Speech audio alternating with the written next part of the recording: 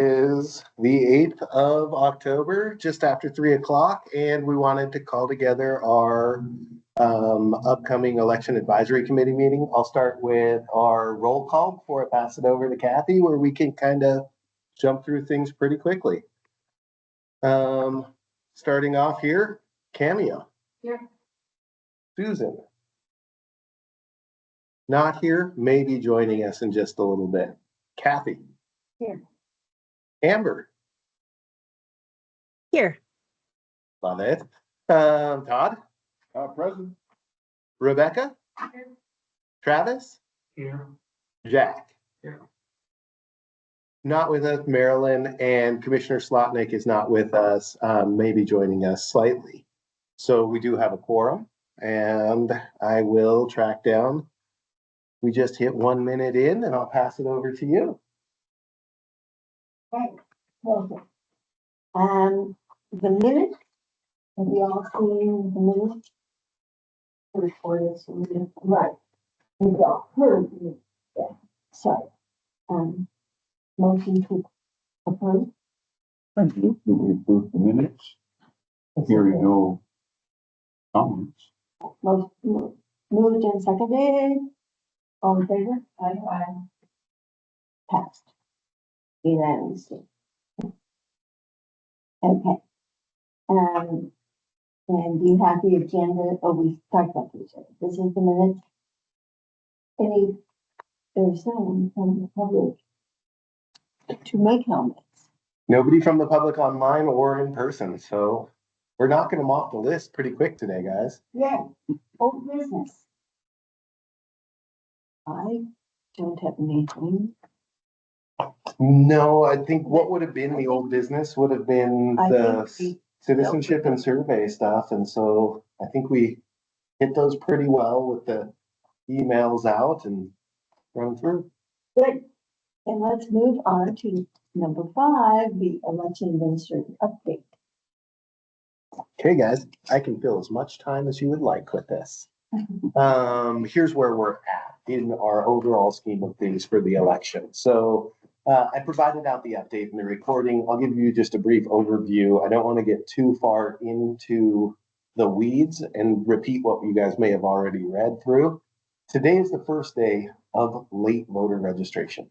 What that means is voters who need to move their address, change their voter information, need to come in person to make registration changes.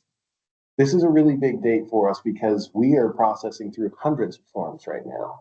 Some of those forms not filled out completely, and those voters will need to come in person to update their information, because if they didn't provide a signature or date of birth, some of that information, they'll have to come through that late registration period. We have prepared ballots to go out. 63,000 ballots will be mailed on Friday. Hats off to Nathan, Peggy, and that team of individuals coming in and getting them together.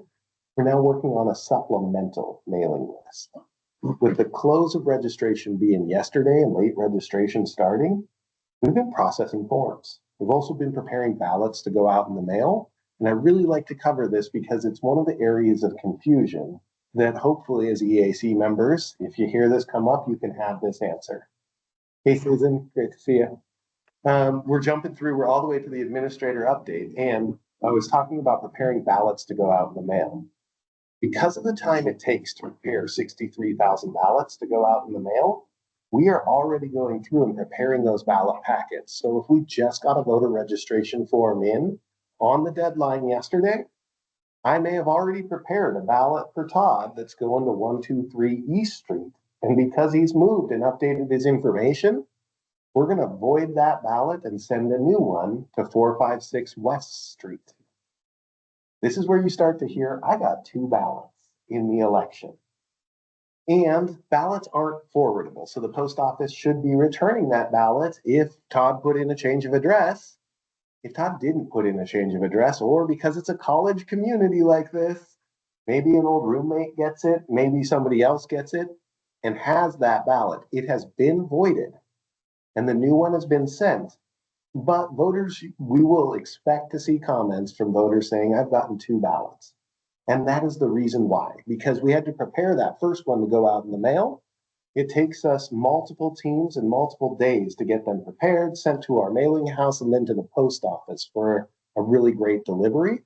As we go through that process, if there's an update, I may not be able to pull that physical ballot. It's already too far down the line. And so that's one of the big things that's happening right now. Our supplemental list is about 1,500 ballots. Yeah. When you void it and you void it electronically, that means that if by chance someone filled it out and sent it in, it would be kicked out by the machines. Exactly. That's going to be the barcode on that outer signature envelope. So when we go to scan it into our database, we scan that barcode in, and it will say this ballot has been voided and cannot be accepted. And so that's where we can use that to research and see what that circumstance is for that voter, just to help make sure that we get a ballot from that voter. Do you keep a report of how many voided ballots are returned? How many voided ballots are returned here? Like people try to vote about, like you said, a roommate gets it, and not trying to say people do this, but maybe somebody other than the intended recipient fills it out, turns it in, keep a report of how many of the voided ballots are returned. So it's a separate aspect. We will keep a report of all of our voided ballots. So what ballots have been voided by the system comes out as a report. So we can see all of the ballots that were voided, all of the ballots that have been issued. Separately, that would be a rejected ballot. So if that signature didn't match what's on file, it's going to be a separate term. And that's going to be a rejected ballot because the signature didn't match. And we definitely keep a list of those and contact those voters. It tends to be, we sent the ballot to your old address, somebody got it, and the signature didn't match because upon closer examination, it wasn't even their ballot. It wasn't the right signature for that. It was the new person.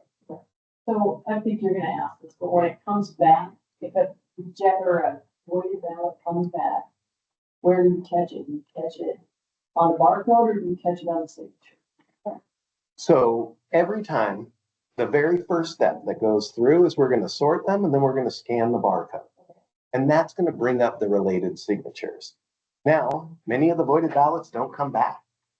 We hope most of it. Yep, because they were voided for that reason that they're no longer at that address. But Rebecca was wondering, do you keep track of how many actually did come That back? got received here. Yeah, that are voided. Not that got returned by the post office, but that somebody tried to vote on them. Yeah. No, that's Okay. not an aspect we keep. We'll keep track of if it's voided, if it's accepted or rejected. But a voided ballot wouldn't be able to be entered into the system. So we would have to track them outside the system. Manual. We're not going to change any of our past practices for this election. Just thinking moving forward, just Curious. so curious, yeah. Yeah, to see Good like point. how many voters are getting ballots to old addresses. Yeah. To track that one outside of the database on the biggest federal election we've had is going to be a project we may look at implementing slowly over the next municipal. So that could be a really great area that we do an update for the school or the municipal. For this one, we're doing everything we can to keep things uniform. Oh, wow, I love it. So, But the computer system automatically rejects it, even if one would. yep, you cannot have two accepted ballots. And what we can do for those voters is if we never get another ballot, we can accept the first ballot that they voted, but you can't ever accept two ballots into the system. We have a full tour on ballot processing. And if you haven't yet come to one, they're listed here in all of the notes coming out. And there is both a video online and a personal tour where we can really dive into that. But when you scan that in the database, we can show you that process that we'll go through to pull up those signatures, show if that's a voided ballot, and then accept or reject and track those. So if we did get a voided one back and don't get the new one back, you verify the voided one with the original person. Exactly. We want to make sure every voter gets to vote. And so, gosh, if you get the ballot that's voided and you get 123 East Street, we can get that. We can accept that. Once that ballot has been accepted, we can't accept a second ballot. In order to accept that ballot, it would have to void the other ballot. But you verify that voted ballot was voted by the person. Every ballot has its signature verified, yep. So you will accept the voided ballot. We can't accept it voided, but we can void another ballot, make that one active, and accept a ballot. This requires some judgment. It's gonna be Yeah. based off the number of Yeah. voters who have a reissued ballot, Okay. and you only get to vote once. The safety in the database is, if you voted that ballot, then you go to your polling place, you can vote provisionally. If you voted that ballot and you say, nope, that wasn't me, you can vote provisionally, we could do additional research. Every ballot goes through a signature verification process to confirm that the person who signed that envelope is the same as the person who signed that voter registration form. So we can answer. I get a lot of questions. Well, and this is gonna be Dual ballots. that biggest thing, because it happens to voters. And you may never get that ballot for 456 West Street, but you got 123 East Street. If you return that and vote that ballot, the first ballot that is a valid ballot that gets accepted is what you'll get counted. Mhm. The system cannot allow for two ballots to come through. And so this is where you hear, hey, I got two ballots in the election. Oh, I returned that first one. And then a week later, I got the other one, but I didn't hear. It's because that will show that voided ballot, the other ballot. We'll take a look, we'll see, we'll wait to see if we got a second one that day. And then we can void the other ballot to accept the first one. No voter through the database can have more than one accepted ballot. If you do get a ballot back from the post office, not voted on. And is that check to see if a different ballot was sent to that voter? When it's voided in there, when we get them back. So we've worked very closely. We had a meeting with the post office last week. We worked on mailing out, worked on processing undeliverables and coming back through. When we receive them back as undeliverable, we scan that barcode on that ballot and it will pull it up in the database. If that undeliverable ballot is a voided ballot, it doesn't generate a notice to that voter saying, you just asked to void that ballot and have another one sent, and we got back your previous ballot as undeliverable. So that barcode's critical. Everything we do uses that barcode. So when we're scanning it back in as undeliverable, it's going to say, this ballot has been voided. We'll set that aside. We'll go back and we'll review them later to make sure that they got an updated ballot sent to them. That way we can make sure that those ballots that were voided are because they moved out of the county, because they had a replacement ballot, but checking that reason why they're not getting that update. So with the post office, what we've done is our mailing date's Friday. We're going to mail on Friday. Some voters are going to get them Friday because they'll have a PO box. Then we're going to hit Saturday. Sunday is no mail delivery and Monday is a holiday. On Tuesday, they're going to hold out and they're going to work to expedite all undeliverable ballots. Undeliverable mail ballot processing for our region takes place, undeliverable mail processing takes place in Denver. It can be up to a week to send to Denver and get back.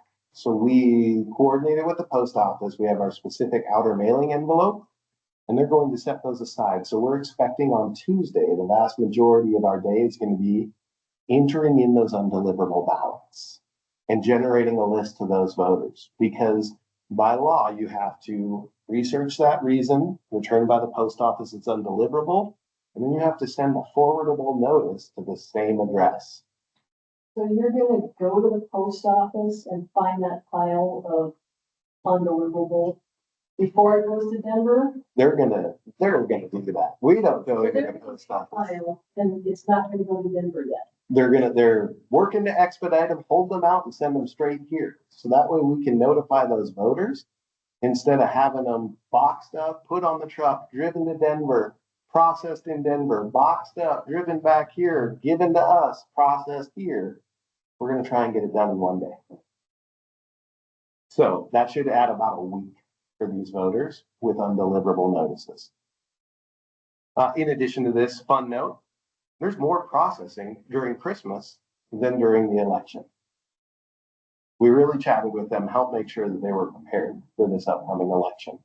The federal guidance is still mailed 7 days ahead of the election. That's still what you'll hear us put out, but we've been working closely. I feel confident in Missoula County, the same way we have for each of our past elections. So, mailing duplicate ballots. If it's a voided ballot, it's going to come back. We're going to do additional research on that ballot. The system prohibits 2 accepted ballots. But one of the big reasons that you hear people say, I got 2 ballots, are because of updates in the database and the time it takes to get this large scale of a mailing prepared to go out. The best thing that they can do is, if they've gotten in a ballot, they should check and see, is it the addressed ballot for what they had recently requested? And they can call our office and we can help guide them through that. We're processing forms from registration drives today, requesting absentee ballots for voters who already have absentee ballots.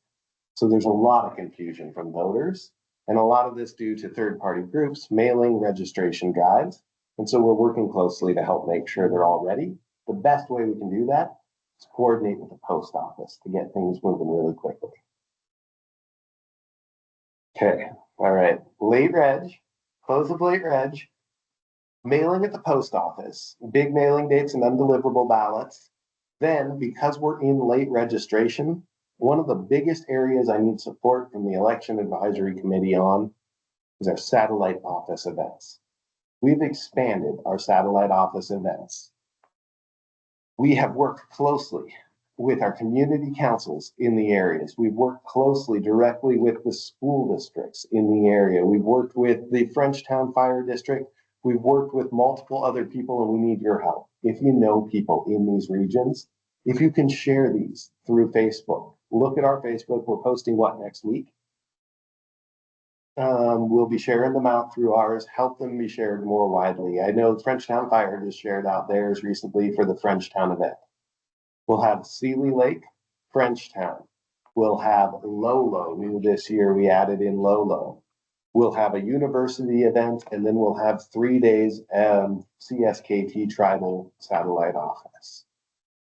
Each of these events is really based off of the amount of outreach that we do around them. With Sarah's great help, we moved the times of some of these events. These have always been 10 to 2, 11 to 3, something like that. They're now in times that are more appropriate for these communities. 4 to 7. In Frenchtown, it tends to be a little bit of a commuting community, and having it there at 11 o'clock is great if you're in town and available. By having them later in the day, we're able to hopefully help catch more people. We've been working closely on coordinating. In the past, we sent a mailer to every registered voter in these districts, and it was incredibly expensive. We're not sending a mailer to registered voters this time. We're asking for help in outreach. Reaching out to voters that are registered in these districts was maybe not the best method of outreach that we could do. The people we need to catch are those who aren't registered, not those who have been updated. What are the time, you said you have one for CSKT? Yeah, it's going to be Gray Wolf there. Oh, that one. Oh, Yep. okay. To the local TV stations to get this information done on the news. Yep. Press release goes out tomorrow. So we'll hit social media, press release. Now we're looking for organic outreach, stuff that you guys can do.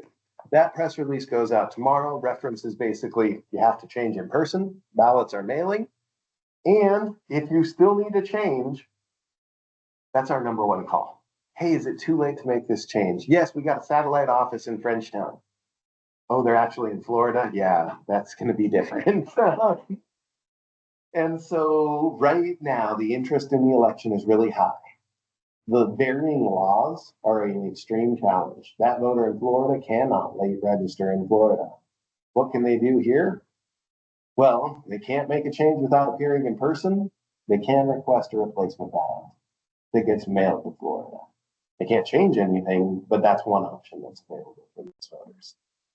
We're really just trying to navigate this really unique time of what is available, how people can get service, and help make sure that if you're an eligible voter, you're getting a ballot for this election. To help with this, we'll also have a whole contingency of polling place voters. We're doing the same process we did in the primary. This seemed to work out really well for us. All of the voters who are active polling place voters are getting a mailing that basically says, this is your polling location. If you are unaware that you are a polling place, this is your polling location, you're a polling place voter. Here's how you get there. If you are unaware that you're a polling place voter, here's how you get an absentee ballot. And if not, here's how you park. Here's how you get there. Will be available from 7 a.m. to 8 p.m. This is due to redistricting as well as due to the updates to our polling locations. This is a big show. This is where people are coming out of the woodworks. So we will have all of the locations like Rattlesnake, St. Joe that are no longer polling places signed. But to help, we're also emailing. So if you're a polling place voter, you're getting the map in the mail, you're getting the form in the mail. We're expecting to see a really limited return on those forms. Hopefully we're at the point where polling place voters want to be polling place voters, vote by mail voters want to be vote by mail. And we're not seeing a lot of crossover in that. But those are going to arrive to voters Tuesday the 15th. The timing on that is perfect because that's basically when I haven't seen my ballot you guys mailed on Friday. Well, Bradley, the reason you didn't see your ballot is you're actually going to vote at the Lifelong Learning Center as a polling place voter. This should hopefully help limit some of our calls coming in because we're going to have a lot of calls from voters after that long weekend as to where is my ballot, where has it been delivered, which is why we're hitting my voter page so hard right now. Susan. How many articles now compared to 2020? Because then we had everything was going on. I have to crunch that number exactly. I want to say that our in number was just over, or just, it was at around 80,000. And so that's total ballots mailed out. That would track really closely to the number of voters we have. What we tend to see is not this large increase in voters in a federal year, but a steady increase that comes through and a shuffle of voters. So as we have voters canceling, moving out of state, we also have new people joining who have moved in. And so we are sending out slightly fewer ballots than 2020, with them all being by mail. It was a little different in 2020 because all of our polling place voters also got those ballots. And we have about 13,500 polling place voters. Well, yeah, I mean, I was asking.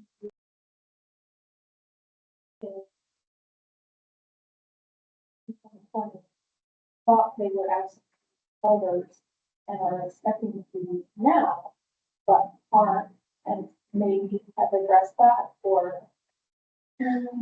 Yeah, we would catch these voters in multiple ways. We do a yearly outreach. So if your USPS address didn't match your address on file here, we're going to reach out to those voters. If they have an undeliverable ballot, we're going to start inactivating that voter or contacting them to get updated addresses. And since we've had multiple elections and 2 polling place elections since then, those voters should be really well aware. Now, you could be an inactive voter on that list, and that's why we're signing those old polling locations. If you were registered in 2020 and the last time you voted was November of 2020, and you didn't respond to any mailings, you moved, you didn't update your information, you're in an inactive status. You're still an eligible voter. And what you would do is you would arrive at St. Joe's School, right where I did in 2020. They all voted by mail in 2020. Wherever I voted last at a polling place, and there will be a sign there. And they can scan that QR code, go right to my voter page or call our office, and we'll get them directed to the best way. That may be, Todd, I know you're no longer in Lolo. Right now, the wait time is 3 hours at the election center. I would encourage you, if you're okay with voting on those candidates from your last registration, you can go to Lolo, vote a ballot there, and we'll update your information for the next election. We can also help you here. Come by 140 North Russell, we'll get you updated. You'll get to vote on the new candidates for your new ballot style, and you'll get to vote it here. Everybody in line up till 8 p.m. will be able to vote. That's going to be kind of the call that we're going to be offering to voters for election day. What's the best service? By law, you can always vote one last time in your old precinct. And the reality may be that I'm okay with that. Or it may be that no, I actually really care. I want to vote on my new House district candidate, and we're going to help you. but you do need to come and late register. But providing those options. It may be, hey, Todd, I see you live in Spring Meadows. You may be best served by going to Grey Wolf satellite events and late registering there instead of coming here. So calling our office and helping direct voters towards that best access. What we're pushing right now is check my voter page, and if you need service, come to one of these satellite events. This is the biggest ask I have for you all. Please help me share this in any way that you can. Even if it is just posting it to social media, giving it to your one friend who lives in Lolo and saying, can you help spread the word about this? By not doing that blanket mailing, I'm cautious that we might not have the same turnout levels, but by doing targeted outreach, I'm hoping we can make up for it. And I need your assistance for that. This is a fantastic way to be in Sealy Lake, not have to come in from Condon and be able to get your information taken care of. And on election day, we'll be here to help you from 7 a.m. to 8 p.m., but it's a little bit longer then. Prep work for election day. Ballots, we had voters come in yesterday, the first day that absentee ballots were available in person, and it was a slow trickle but steady throughout the day. We must have served tops 100 voters. We want to encourage people, if they're available to wait till Friday when their ballot that's prepared, that's at the post office, that's ready to be mailed, comes to them. Every voter who came here in person, who had that absentee ballot, now has a voided ballot that is going to be mailed to them. As we push through on that work, we will be issuing ballots and receiving ballots in here. There is the after-hour ballot drop box available for this election. So we work closely to help coordinate that, put that on the instructions, flag that here, and we've set up some additional security protocols around that. Come election day, cameo, we have shifts. This one didn't hit you so much, but I know you've been there very late. Every single position has a time when they will be leaving. We have never been able to offer this since I've worked for elections. Congratulations, you are here until we finish. This caught us in the primary election. There was a bug in the voter database that drastically slowed down the amount of time it took to bring up that signature to verify. A process that would take about 3 minutes for 25 ballots took upwards of 50 minutes for 25 ballots. This kept us here until 7:30 the next morning counting. And so we were set on a very great plan that would have had us out at about 2:30, 3 o'clock. This was contingency planning for things outside of our control. What we've done is we have continuous count rules that have been in place for the primary, and we've established multiple shifts. So most people will be leaving at 3 o'clock, noting that they have an out time to leave that counting center at 3 a.m. We'll be pulling in an overnight crew. We must continue to count ballots and report on 3-hour intervals. We expect to count fewer ballots during that point in time. We hope to be done. But should we need to run through, we have a skeleton crew that's running in, and many of them are coming in at midnight until 8 a.m. 8 a.m. we have our relief team coming in so that we can finish that next day. We will count continuously, get every ballot counted and prepared. The big difference is that as we were calling people in, it was a big challenge after the primary election. Many people who expected to be wrapped up and out at 3 were told by me, I can't tell you when we'll be done, because I couldn't tell them when we will be done. I can tell you it's going to be much later than we had anticipated. Our workers are amazing. They want to stay there. They want to finish it out, and they were falling asleep at the table. We had to cut people out because they had to go to work. So what we did is we helped establish and made sure that everybody has a dedicated time that they can leave. If they would like to, we will know really well what our time frame to end is. And by golly, if it's 20 minutes later and you want to stay, great. You also are permitted to leave at 3 a.m. So everybody has a scheduled time. This is a considerable amount of work. It is a requirement under the new continuous count laws. We're working really hard to pull in people because this is your ballot being counted. And we want to make sure that it's counted accurately. Doing this continuously is contradictory to doing this accurately. So we're working hard to help make sure that we have a great contingency plan established and in place. And I feel really comfortable in wrapping up no later than noon the day after the election. Everybody coming in at 8 stays until we finish. That was like, so we've established that. I'll be released at 8 o'clock, but should we still be counting? I'll be on site. That's exactly it. Yes. No, that is exactly what's going on is what happened last time at 7:30 in the morning was, boy, after 28 hours, things started running a little slow. The number of questions that come through, the number of things that need an answer on that next day are pretty high. And so we needed to figure out a good way that let us finish counting. And if we're done, great. If we're not, Sarah, who's coming in to finish up, knows that she can knock on that door, and I'll be here to answer a question.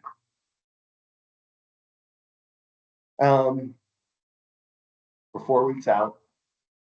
We've been contingency planning, setting up, preparing. I'm actually really excited about where we are.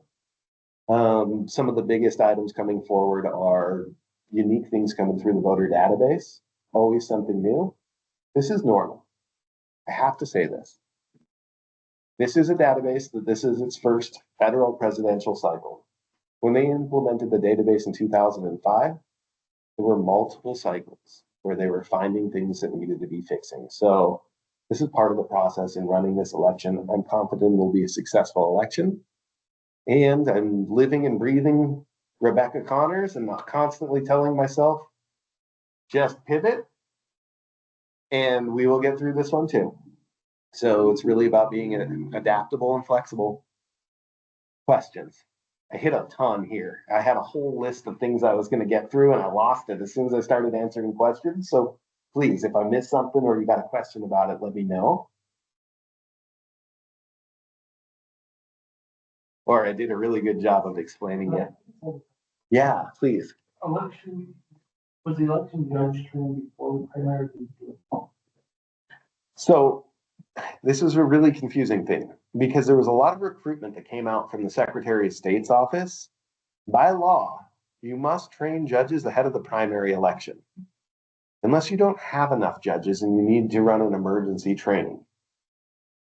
We got recruitment from multiple groups, Vote Vets, Power to the Polls, the Secretary of State, their office sent out communication recruiting poll workers. We added everybody who expressed interest to our next list, but did not offer a supplemental training. And that was on purpose because with so many people who were questioning the election process, we went through and did an incredibly robust recruitment and training in the spring. We reached out and said, thank you, Missoula County, for supporting elections. We've trained, we've got enough people. And so in order to be able to use these people, we would have had to say, well, I don't know what happened earlier where we had enough people.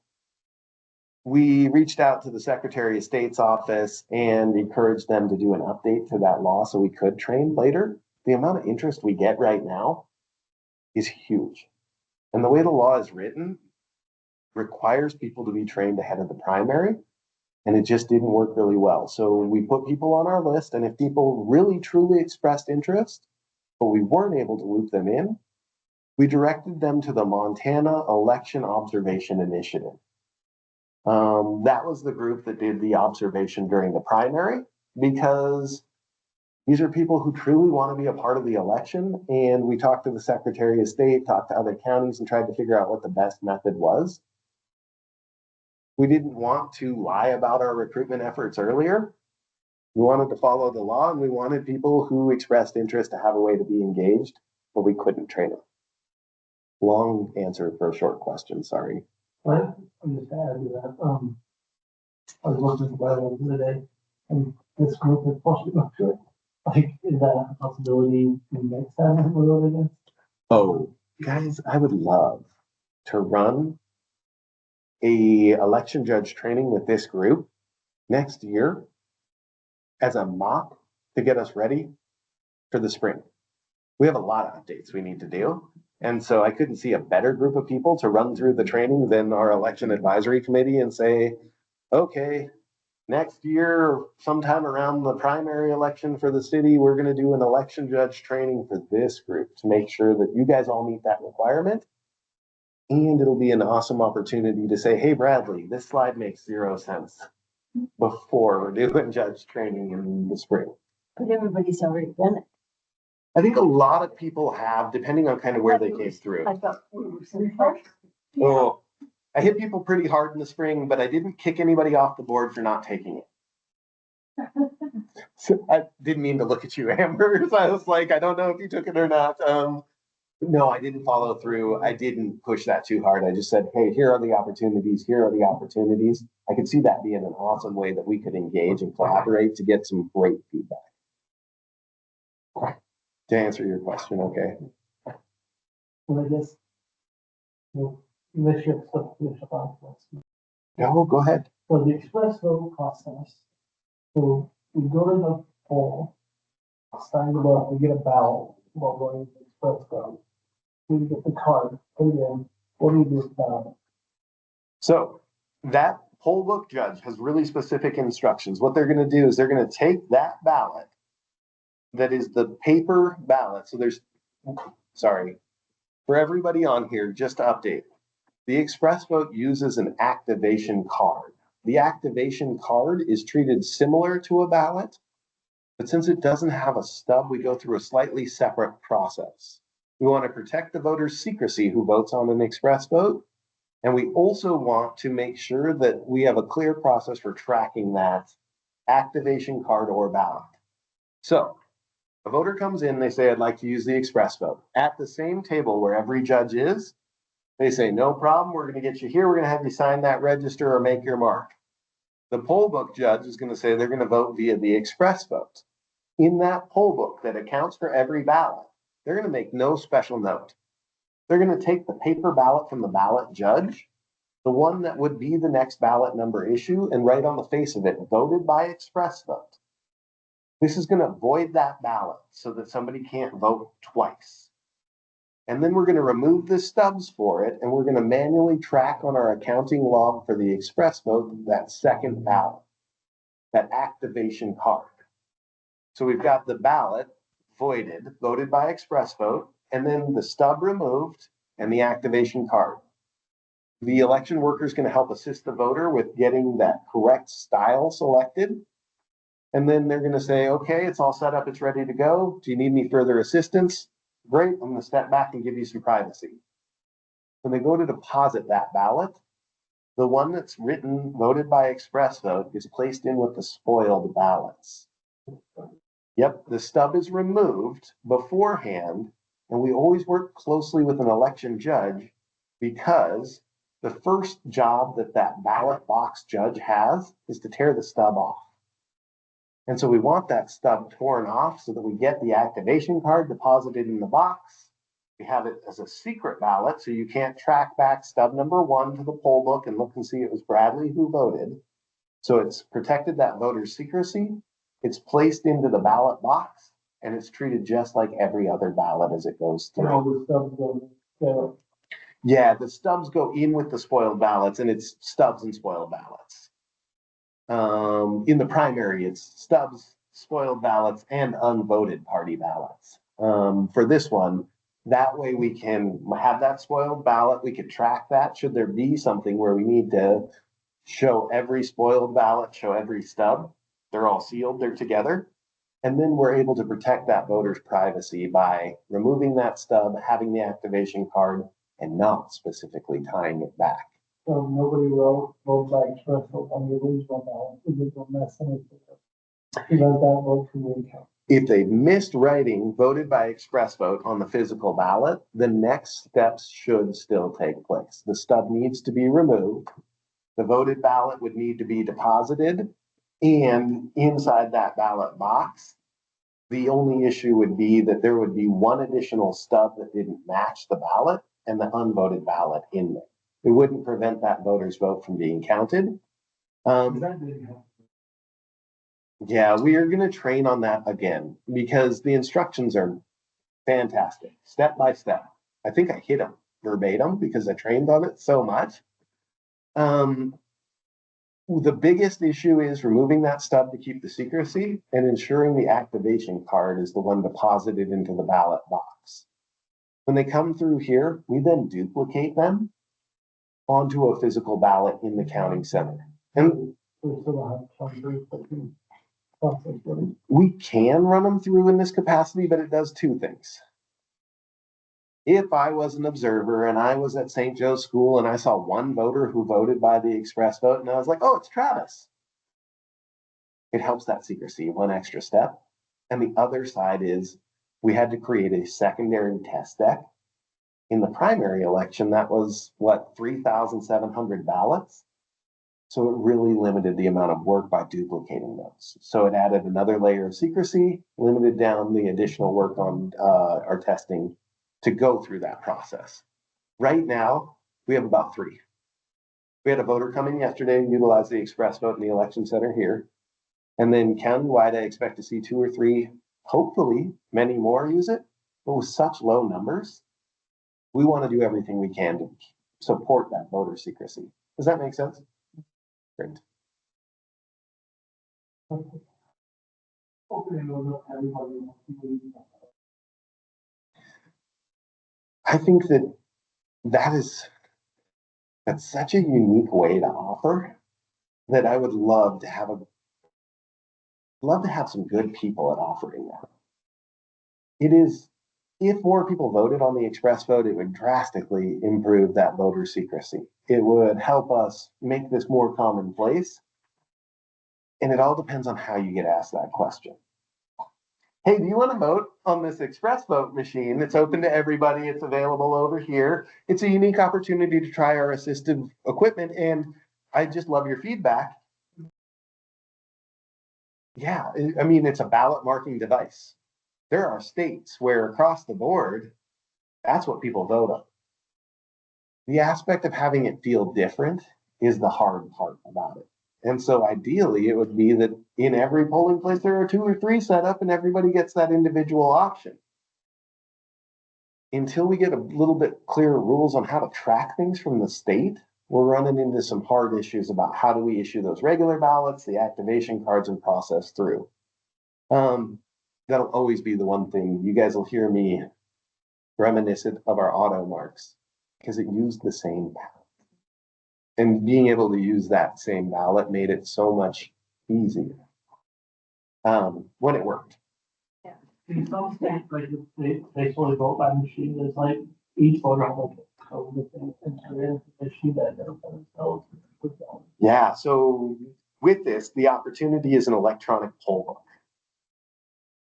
Nothing we're taking on this cycle, something we'd want to work with the state on. Adding more electronics to the polling places is an issue. But what they do is they utilize an electronic poll book, and this allows voters to vote at multiple different places. It reports out, and it's a lot more of a vote center capacity. It reports and tracks in the database live, and Todd can go wherever he wants. He can vote wherever he wants, and it tracks it live. It prints that information on the top of the activation card. And so as it prints that, it says, well, this is Todd's ballot. It's going to make sure he votes the right issue. I don't know if Montana's quite ready for that yet.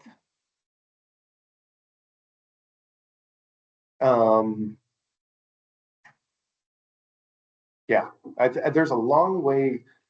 I mean, you'll see it. There's a long way we can go with these. There's so many states that use them. They print out the card feeds in and it's tabulated right there. Every voter uses that process.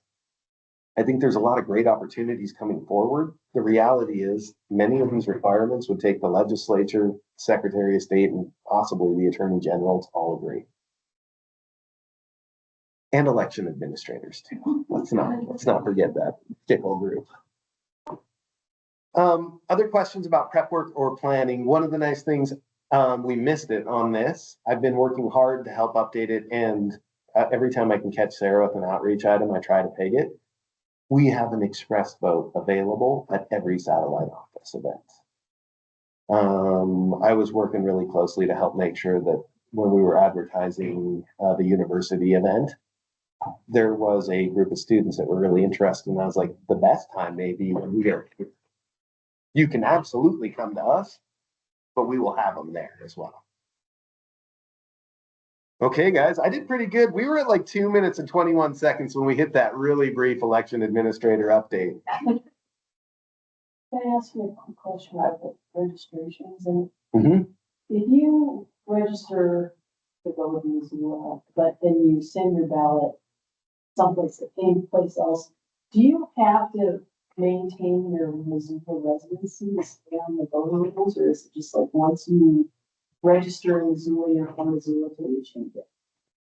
So it's going to tag into the two main outreach items that we do. So National Voter Registration Act and the NCOA.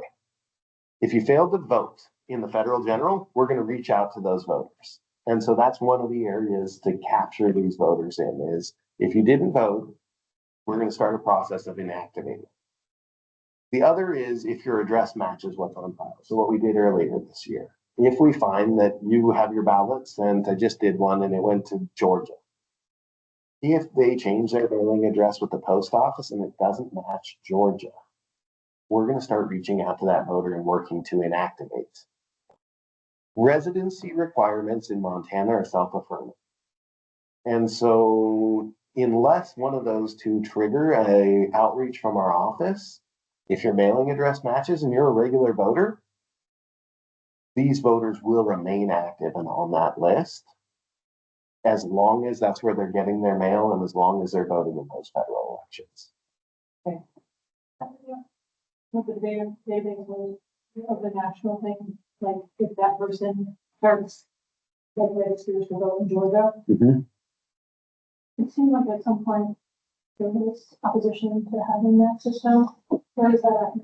So this is another great opportunity. It's the ERIC system. It is a national voter database that can be used to help eliminate duplicate registrations from one state to another. This is a really unique area that would require the legislature, the Secretary of State, and the Attorney General's office to all agree and opt into this. This became a topic of discussion in 2021. And to be honest, I couldn't track the logic behind it, but groups that supported it switched to not necessarily supporting or trusting this database. Yes. And that as the state, we've never been a part of this.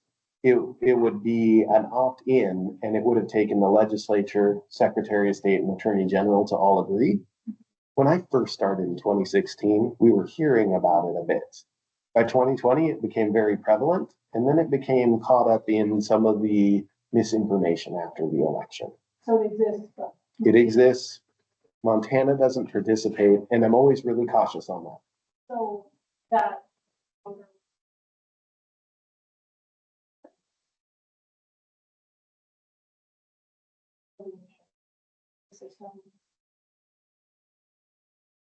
Yep.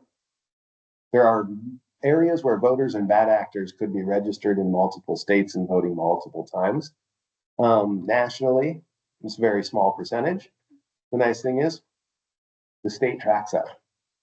We work closely. One time, I have followed up on a voter with the FBI who was voting in multiple states, and we provided documentation. I've been here for 8 years, and I've taken one of those calls. So it's not impossible. It's not happening all the time, but also without checking to prevent it, we don't know. And then the other side could be, what are the drawbacks of being a part of this system? If it's election day and we have same day registration, does that mean that it now takes 5 hours? If you're Bob Smith and the last four of your social security is 1234, you're going to be registered in a lot of states. And so there's these things that I just don't have enough information to know about and haven't done a lot of digging because of the requirement for so many elected officials to agree. I like these questions.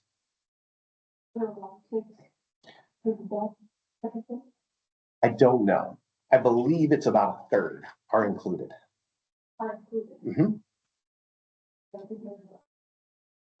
For multiple different reasons. And then there's other systems. When you list your previous registration information, every time we got it and it said you were previously registered in California or another city in Montana, we're using that to eliminate duplicate profiles and remove people from those roles. So there are other things we're doing, just not members of the ERIC system.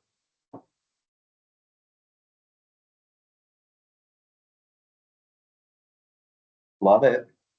All right, we'll take that 48-minute election administrator update as record setting in the time we went through it.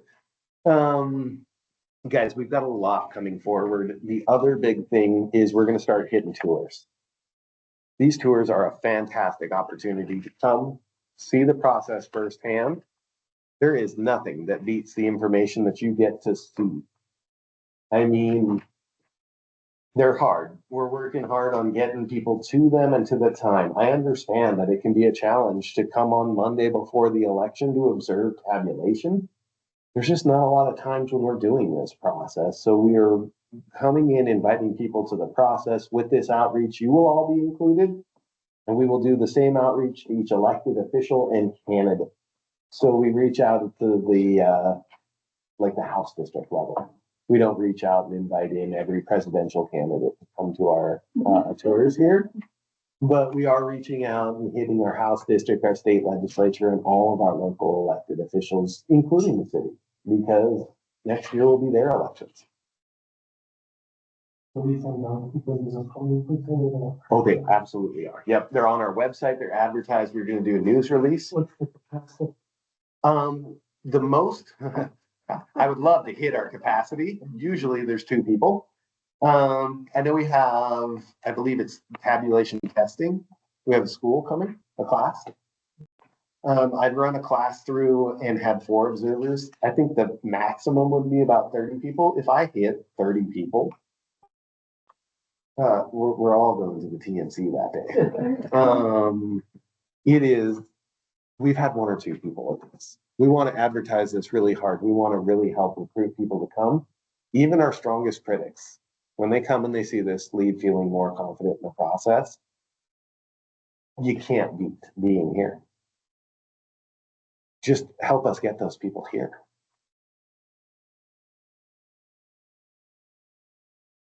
Travis? No, I'm just kidding. I'm sorry. I stepped on somebody's toes.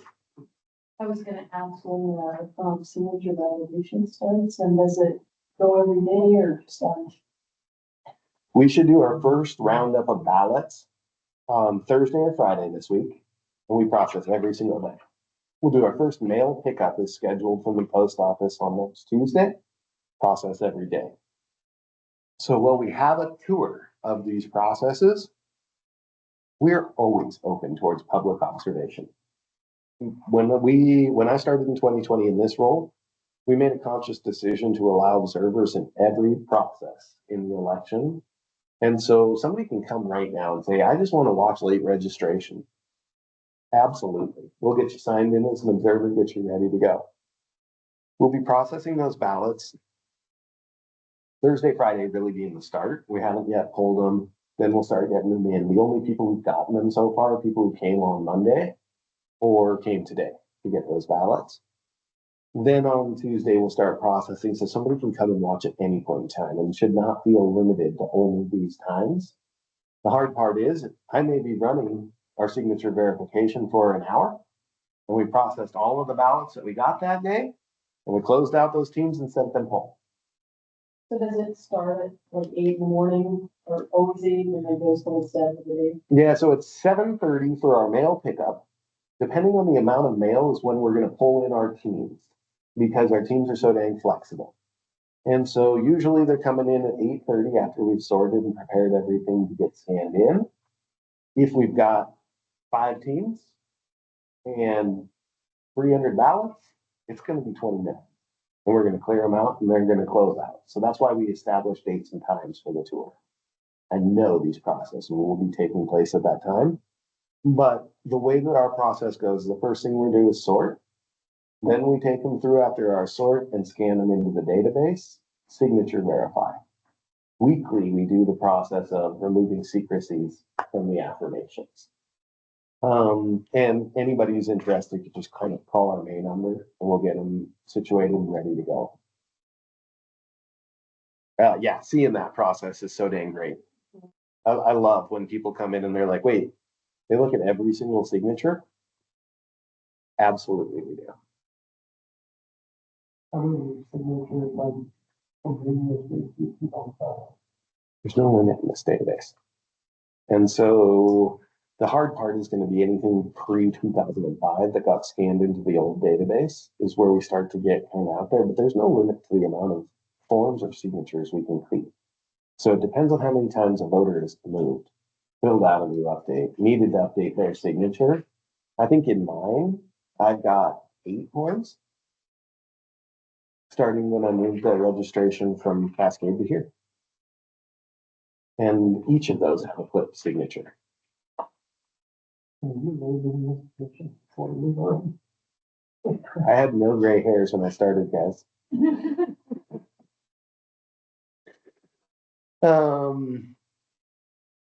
Other questions?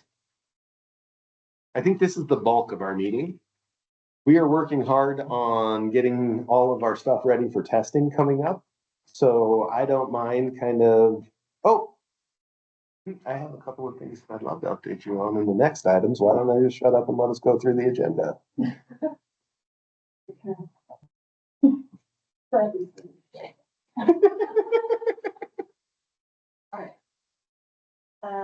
New business.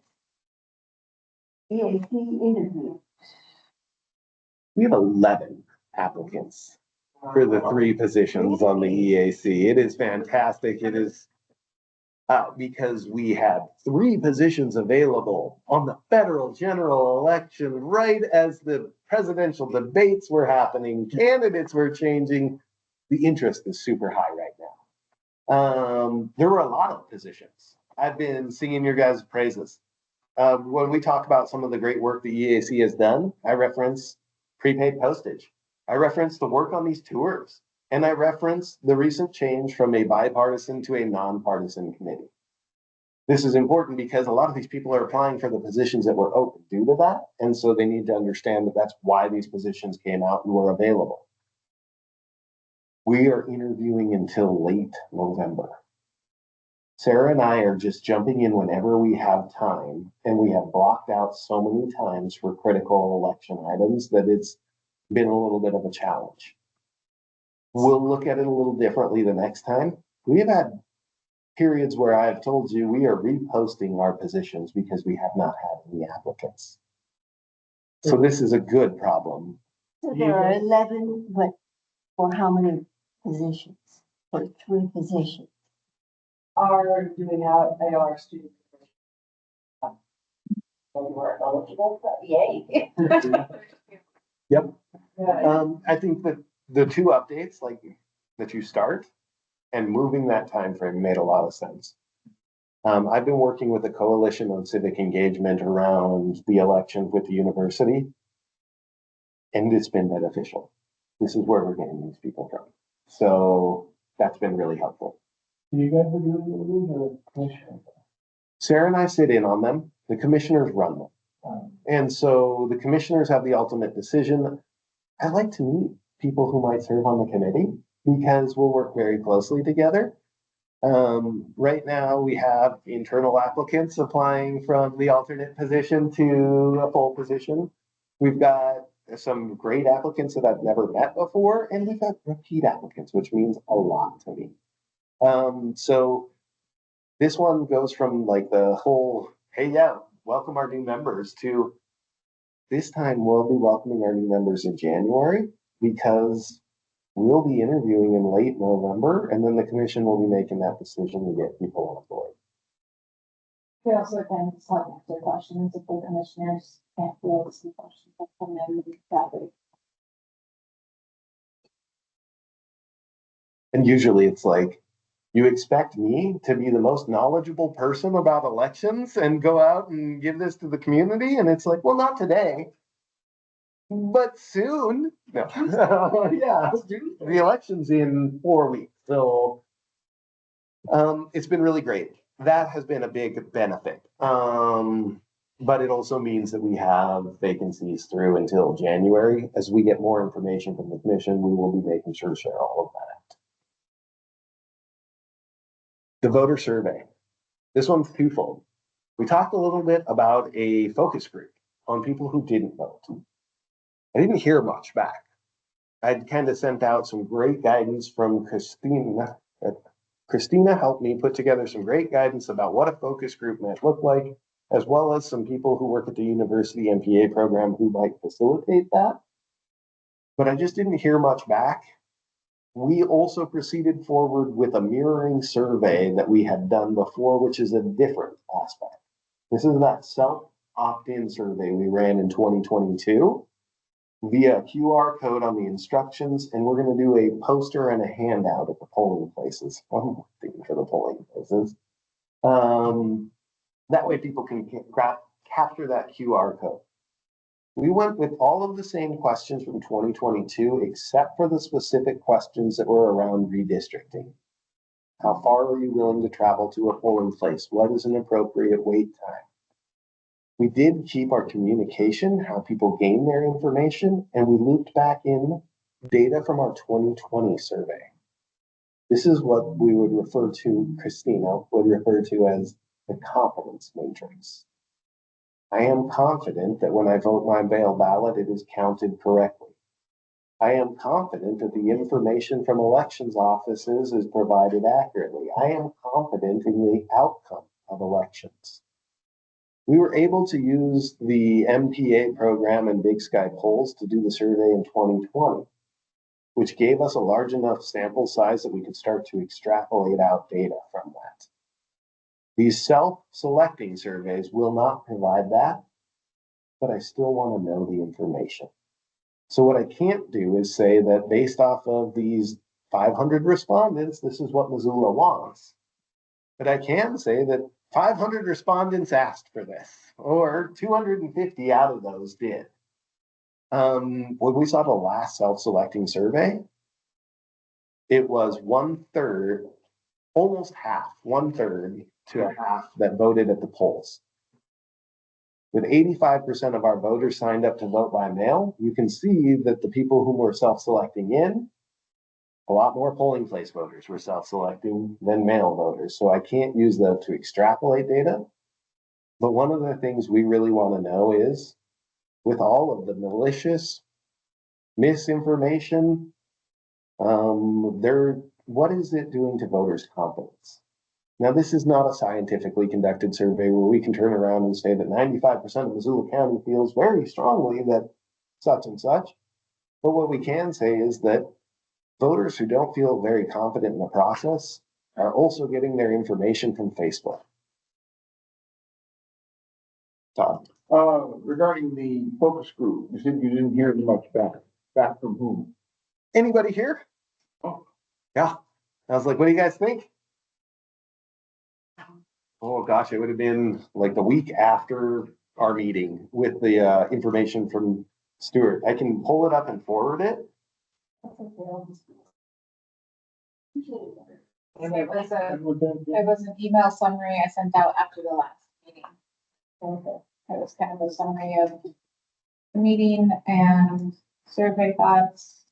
And Stuart's emails, just the verbatim emails from Stuart, because I was like, look, I can't explain this. It goes in a giant circle because. Oh, that was the citizenship. Yeah. Questions.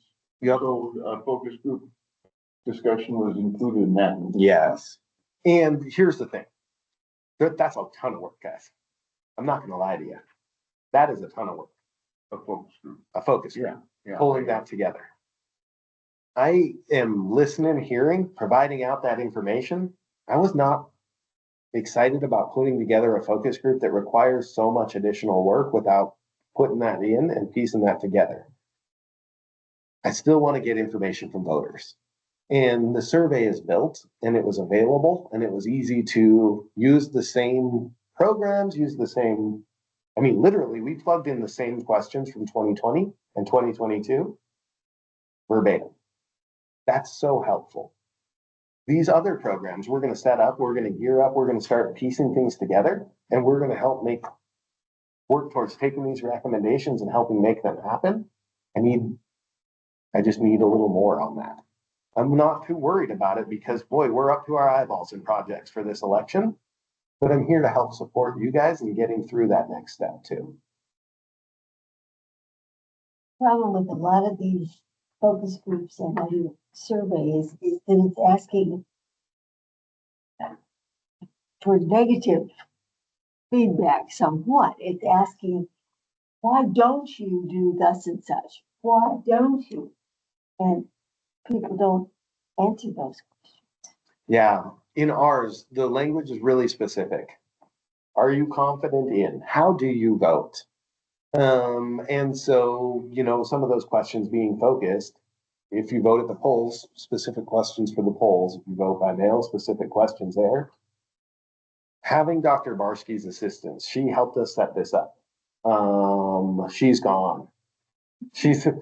Even I understand that now. She's in Vermont. She still keeps her affiliation with the University of Montana. And so she was able to help us with those questions because exactly like you're saying, Kathy, that language is so important. And this is an area where I need support to not get towards like what would be referred to as a push pull, trying to get the answers by asking the questions in a specific way. Where would one find the current surveys, most recent form? Current questions minus the redistricting replies. Yeah. Just, I can send you okay, it's fine. Right now it's on the instructions. Everybody will get in a ballot starting on Friday. Where to from there? As soon as they mail out, we're going to post it to our website. And then what we've done in the past is a little handout that we can give to people at the polls because a QR code is fantastic if that's your thing. If it's not, it really sucks. So something that has the website, it's got a QR code. Each of these include 2 links and QR codes. One to all of our videos that explain the steps that happen with an absentee ballot once it's delivered here, and one to the survey. So we really try to leverage that towards our integrity videos as well as gaining extra information. So it's a twofold. Want to know what happens to your ballot after you voted? Look here. Want to help shape the future of elections? Look here. The biggest item we're going to gain from this is information about voters' confidence and how that may have changed over the last 4 years, noting that we can use this to help guide us, but maybe not make critical decisions. And then the other thing, information about how people are getting information on elections. One of the surprising things as I went back through the survey, friends. The reason that I asked you guys to share this information was because that's where people actually listen to it from. Friends. How many people go to our website? Everyone who knows the right date for the close of registration, but that's what we use is to help guide how can we outreach better. So with that survey, Sarah, thank you. Appreciate that so much. We were just sharing that link around to get that all updated and ready to go. We should absolutely make sure you guys all get a look at that. It's up and it's live. As a matter of fact, I just got a text message from Christina saying it is ready. So that's our quick information on the voter survey. Without too much on that focus group, with the knowing how big of a lift that would be, I wanted to still try and gain information. I still want to participate and work on that. We just need to kind of keep that on the rails a lot beforehand. If that's something we want to hit, we can cover it. My ideal planning for that would start in July, which was pretty close to where we were. EAC meeting, update, here's what this looks like, and then keeping that alive. If that's something a goal that they know we sent. Yeah, we can get that all sent out again. It's on August 29th. August and Yeah, I have that, so. it's down at the bottom. It was a long weekend.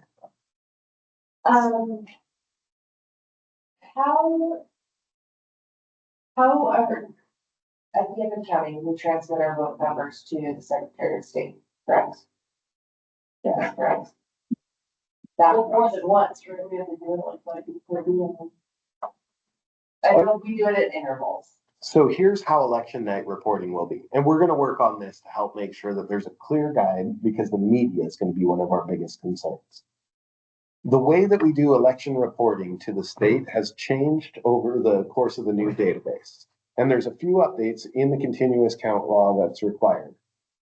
When We cannot release any election results while there are voters voting in our county. In this election, that means that results will be released after 8 p.m. The way this is going to work is that Nathan has my phone number and I'm sitting waiting for a text from Nathan. As soon as the last voter has voted, he texts me and the information has been compiled. We've got 5 tabulators. Tabulators are going to count those votes and everyone takes a USB and it goes to the electionware computer. This compiles it all together so that all the votes are into one report. We export from that and through the voter database, the statewide voter database, we report up to the state. I will have done all of that. And I will have reviewed this data and I will be waiting for that text message to click publish. So it'll be a two-hour person, who's the one that doesn't get out for 11. Where first report will be at 11 o'clock. And the data, we'll have to explore what that looks like. If it was 11 o'clock, I would just load a second set of data because the way we usually run reports is 8 o'clock, 10 o'clock, midnight, 2 a.m., and a final report. We're required under law to update every 3 hours after the first report. What I'm hoping is our first report comes out 8:30 to 9 o'clock. Working really hard to get voters through that line processed and ready to go. It's going to depend on how many voters we have to serve. After that report comes out, we'll run a 9:50 report like we always have so that we have a 10 o'clock report, and this is for our friends at the media. Then every 2 hours is our plan, the same way we always have. So that would be a midnight report, a 2 a.m. report, and the final report after 3. At 3 o'clock, when we go to a skeleton crew in the call center, is when we may switch to a 3-hour report period. Just because the number of ballots we count are going to be so minimal. Everything we're looking at, the final report should be around 3:30, 4 o'clock in the morning. That being said, we've got extra teams running throughout the evening and the next day because we have to contingency plan around unknowns. So my next question, after, Verizon went down last week. What is the contingency plan for, internet outages when it comes to reporting those numbers? We talked to our OEM department, we have access to their Starlink. Okay. Yeah. So here we're under Blackfoot. We have the ability to utilize cellular. We're under battery backup generators here, and we've already coordinated with OEM and talked through internet. So that gives us 3 options. If we hit all 3 of those, well, there's probably an emergency happening to the point that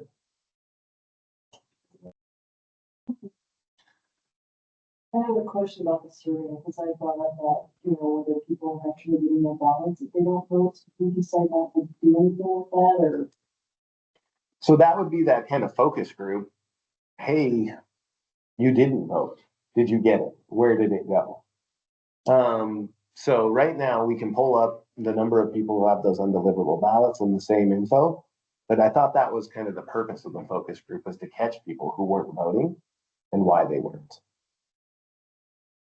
So, I mean, I don't know, I feel like a focus group isn't the most efficient way to do that, and I don't, I think the focus group is a hard way to do that. I would have suggested that as a way to come up with an idea how many people aren't getting it out that should have. Well, I think you're trying to conceal these things, but they don't have motivation to go vote, they have the motivation. yeah, I'm not totally certain how we capture that group. When we ran that through, we'll send that back out, have everybody read those updates from Dr. Barsky. But yes, we could look at that. We could explore. So my question is specifically about how many people are getting their absentee ballot.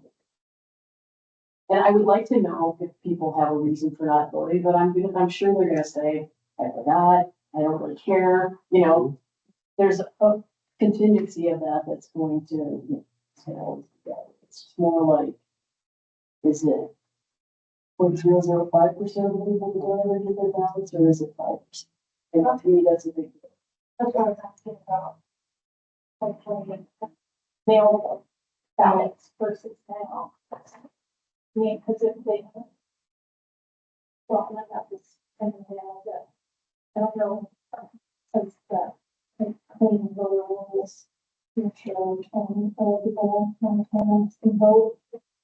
But does the state have separate cleaning than all the, if you haven't voted for 4 years, that's statewide, that's not. Those policies around the NBRA outreach and the outreach for NCOA. So NBRA this year didn't vote in the federal election, national change of address next year. Those are the federal policies. Those are the state policies. And those are the only ways that we're able to work with voters to clear them off the rolls.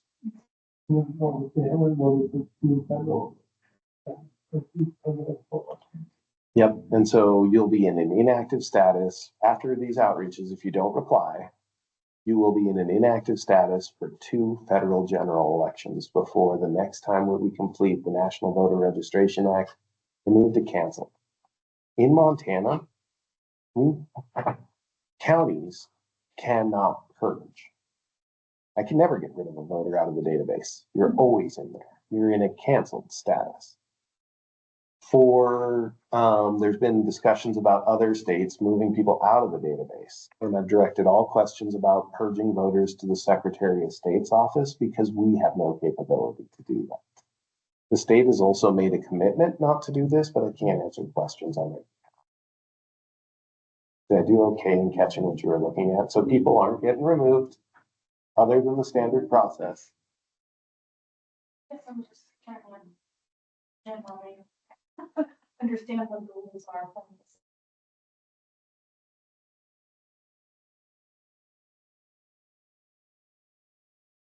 They're American citizens, which I'm re-looking at your email from the Secretary of State about that.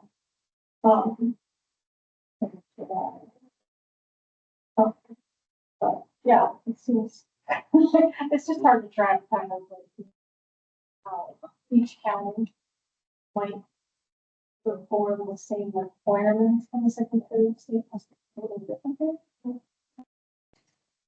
Shouldn't be. Okay. You'd have to reach out to those counties individually. This is all guided through federal law.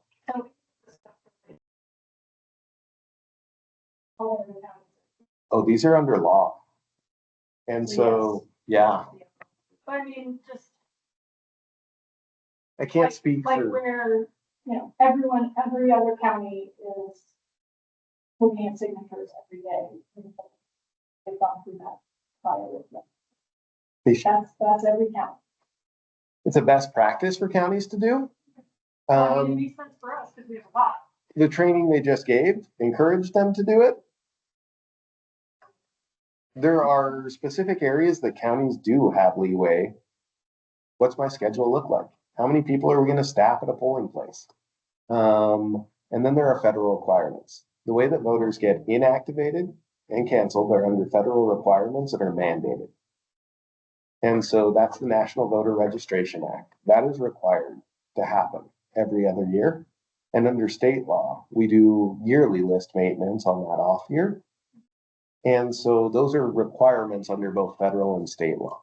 So no voters can be moved to canceled except for under specific circumstances. And the only ones that they don't request would be through NBRA. And canceling.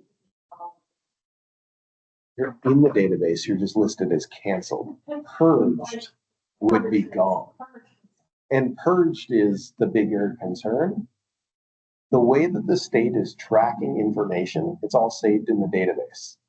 So if they purge, they've also eliminated required records retention. So while I can't say that they'll never purge, they've made a commitment to not purge. And purging our voter rolls in the state of Montana would be violation of their records retention policy. So it's just something that we don't do here. Is that Montana?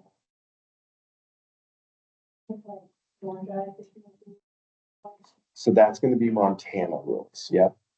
And I think that realistically on this, the best answer is there's this practice for this that goes through. And I wouldn't worry about getting too deep into the nitty gritty.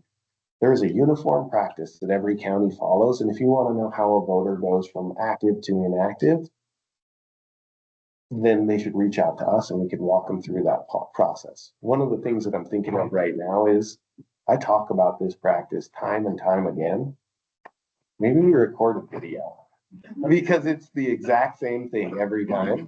But an And- inactive voter can become active by voting in the next one And they're able to show up at the polling place and vote. prior to being. Yep. They can request an absentee ballot. And so an inactive voter, the best thing they can do is check my voter page. If it says inactive, call our office. But there are specific requirements. Inactive voters can show up at the polls and vote. They can sign a petition. They can request an absentee ballot to reactivate. And those are the only methods to reactivate in Montana. If they miss 2 federal general elections, then they go to cancel. And then they need to update their info. Yep. Okay, so my question is still whether you're sending ballots to people who are legitimately wanting this to be an absentee ballot, but they don't get a ballot because of the, or because of our sorting system before, or whatever. I just don't know whether that's not a problem. I know they can go get a ballot if they never get one, but they have, then the onus is on them to notice that. I think part of the problem, and this is just anecdotal, is that because we voted by mail during the pandemic, that people assume they are always going to get a mail ballot. So when they don't get it, because they're supposed to vote with polls, I'm a poll voter because I like to go there. And you don't get one in the mail, you assume that, you know, Yeah, I agree, especially since the municipal ones are by mail. I just, So you're supposed to, you don't, you go to poll and you vote. Like, that's on record in it. Then when it comes back, the barcode, say that for some vote. Yeah, so same data points that we can provide before. Numbers of absentee ballots that are back as undeliverable. We can provide out number of people who voted provisionally at the polls because they had been sent an absentee that didn't receive that. And noting that in the 2020 election, 90% of voters voted.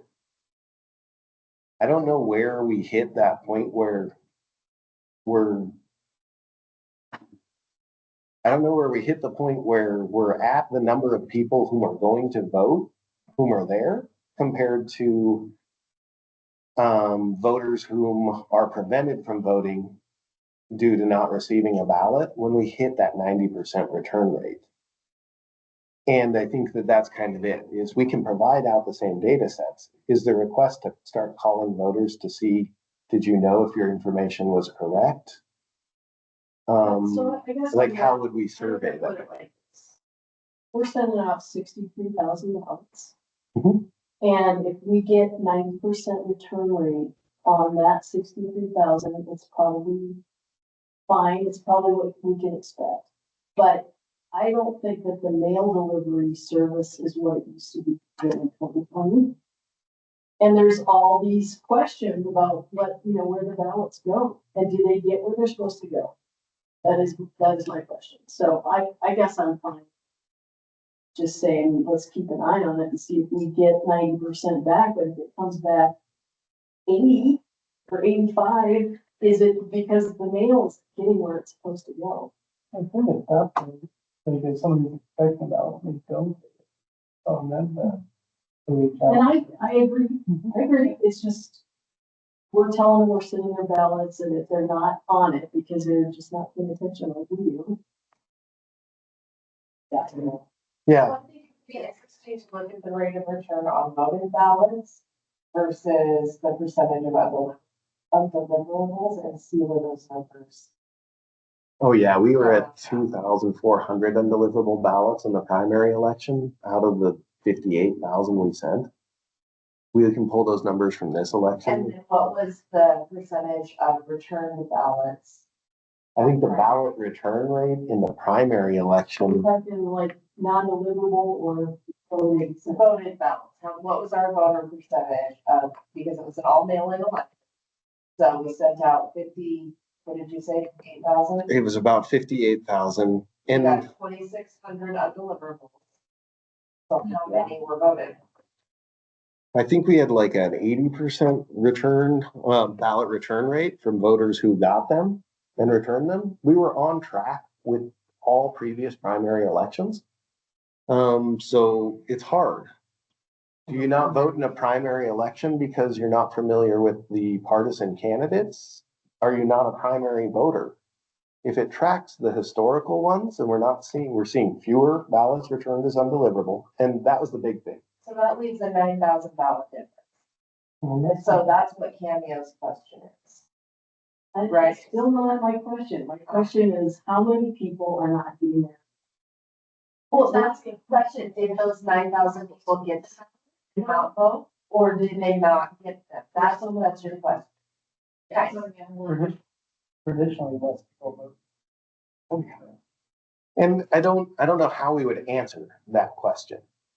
So I think that's the help that I need. If we have a list of everybody who didn't vote, who is an absentee voter, are we gonna call them?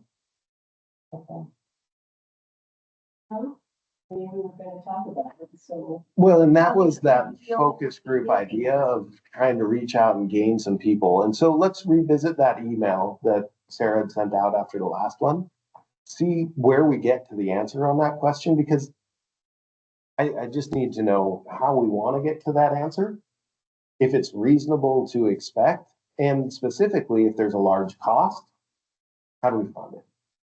Because this is one of the things we're always going to run into. In that 2020 election, that 10% who didn't vote, is it because they didn't get a ballot? They didn't want to vote? Is it because they got sick? What is the reason that they didn't vote? And we don't know. And I think the question could be as easy as, did you receive your ballot in the mail? Also noting that the last time a group surveyed voters don't remember.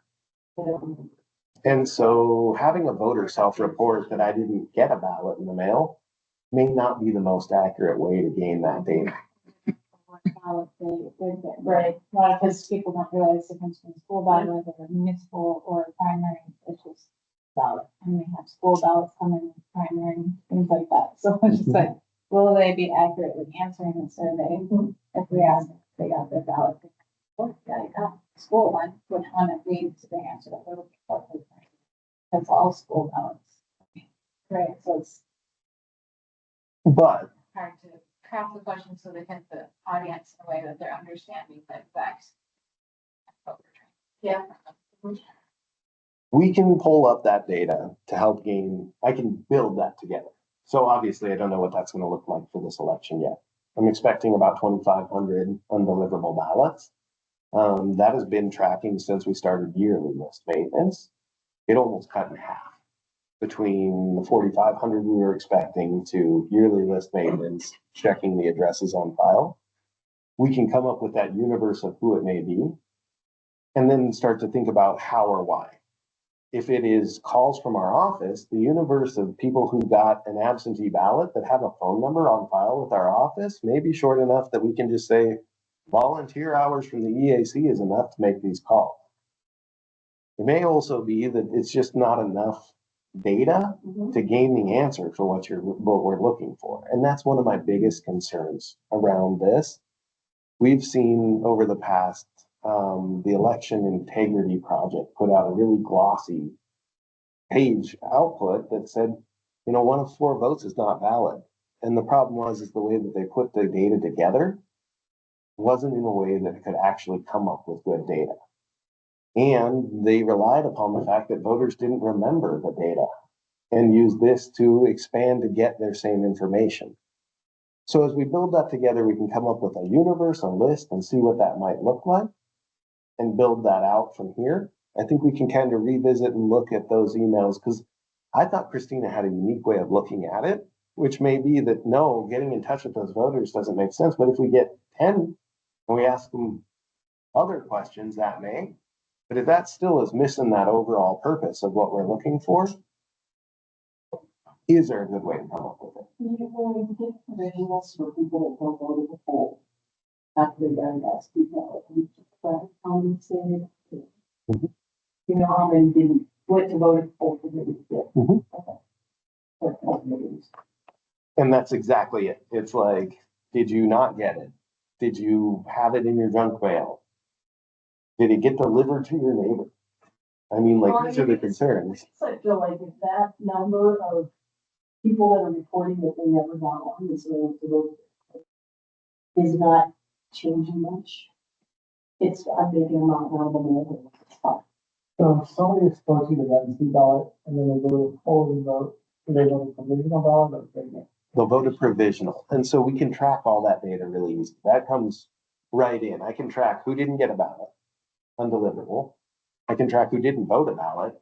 Maybe that they didn't get it, didn't come through, and I can easily track the number of provisional voters that came through and voted because of their absentee.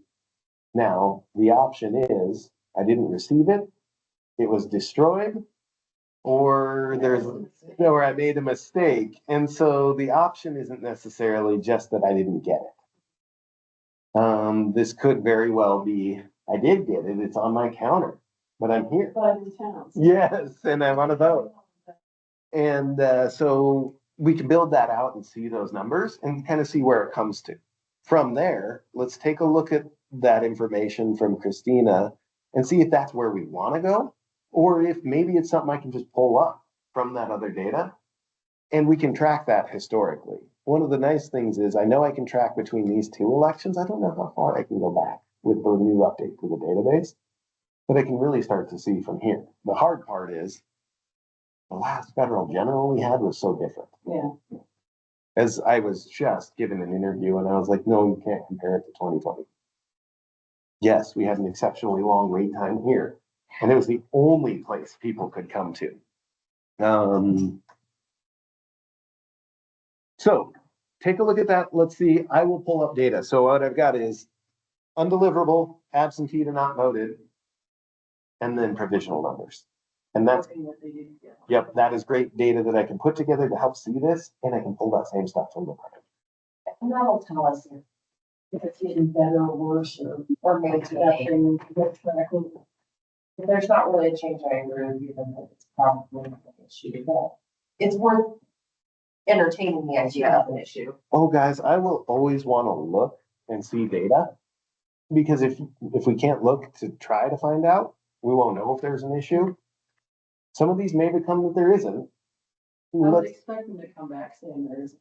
well, I would love to see. And I've had more than one person say it. I don't know that many people. I worked with a judge for years and years and years. Years and years and years. And I can tell you that there are all sorts of people who get absentee ballot. You think it's just the sample. Look at this, and then I'll just go to the polls. Maybe. Yeah, I mean, there's 100 reasons. There are zillions, and they're just, they're not as alert as you. Well, I'm sure I think those three numbers will help us kind of gain track. Undeliverable numbers, what they are. Number of people who got a ballot but didn't vote. So absentee voters received the ballot, didn't vote. That may be that it's undeliverable. It would be a larger universe. Undeliverable and sent.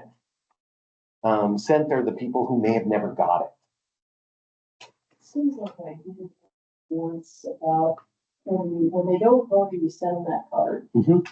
How many people get back to you and say, I sent my ballot back, or I never got a ballot? But it seemed like there was like one person that complained about that. And it's something that's so hard to track. Here's the reality. Right now, we're in a dead sprint to make sure you get your ballot. Right. I'm like, our biggest concern is I don't care why it was undeliverable. You need to know it was undeliverable and get your ballot. And it's a hard challenge because it's directly competing with, are voters not voting because they didn't get their ballot? And why are they not getting their ballot? Is it a USPS address issue? What is it? And the reality is that in the election, I just want these voters to get that back. I did have a great meeting with USPS, talked through, they are prepared, they're ready to go. They also took issues of mail delivery very seriously. And so I can tell you that if you contact the post office, if somebody is having mail delivery issues on a regular basis, they'll come to your house. They will figure it out. They're working on it. And so, like, it was really interesting because we just followed up for another employee who said, I'm concerned because my mail hasn't been regular. I talked to the postmaster and he was like, what is the address I'm going there after this meeting? So our post office, I can only speak to what I know, is doing everything we can.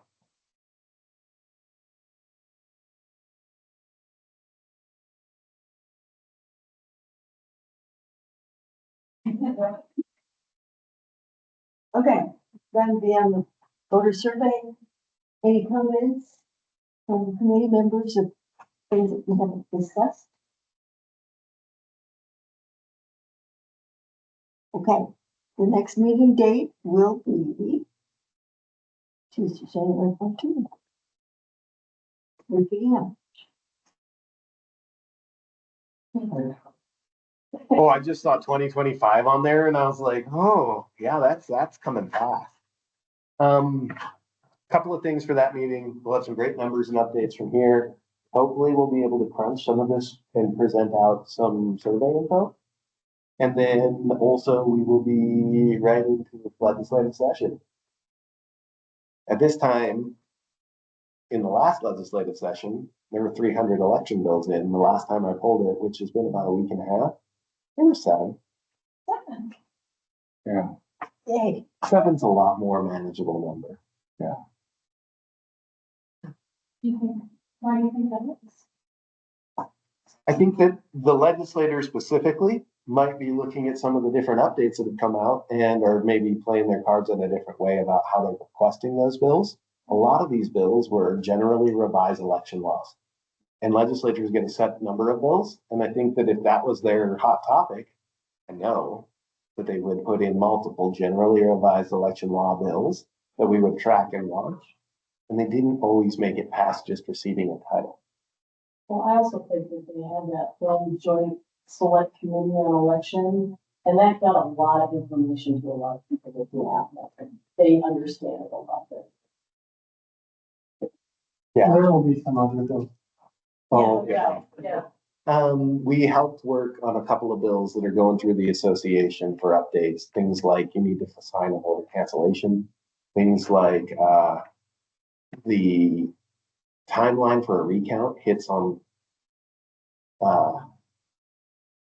Thanksgiving. Thank you guys. I'm sorry. I was like that big holiday right after the election. Get the critical commissioners for when we hit the SECA recount. There was one day that worked. And so we've been trying to update it to business days to allow everybody a little breathing room. And then the other big push was petitions. We got a dump on petitions on the very last day and looking at potentially having a rolling date for submitting petitions into us the same way as we have a rolling date for processing those petitions. So they get 4 weeks to submit, we get 4 weeks to process. So that way we don't get 20,000 submittals on the very last day with signatures that date back to April. Oh, and the last one being recounts. On recounts, the cost would be charged to the group that takes the final fee. So if it's a statewide recount, the cost would go to the state instead of the counties. So just, boy, shut me up on elections, never. Sorry, Kathy, as I was like, oh, yeah, there's a lot. Anything else? All in favor? Aye. I appreciate y'all. Amber, I hope you could hear everything and everything worked out really well there.